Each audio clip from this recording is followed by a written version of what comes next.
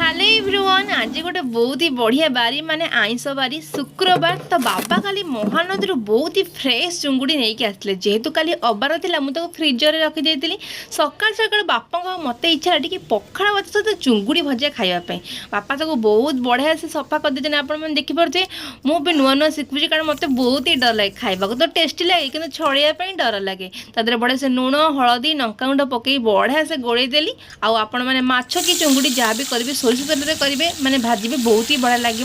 तो तेल तातीगला सब जंग चुंगुड़ी मुझे आड करदेली। हाँ चुंगुड़ी आम मैंने मैंने मुंड नांज खोल पाई सब जिन छड़ेकिना ही भाजिकी खाओ जोटा कि बहुत ही टेस्टी लगे जो थे विहन थाए से केवल आम खोलपा रखू तो आपण मैंने कौ भाया खाती चोपा फोपा छड़ेकिना खाती ना चोपा सहित खाती निहाती कमेंट कर कहे देखिए गोटे बहुत ही बढ़िया सुंदर कलर हो जाए सब भाजी सारापर काढ़ीदेली आपण मैंने देखते मो प्लेट पूरा पूरी रेडी चलते खाଇବା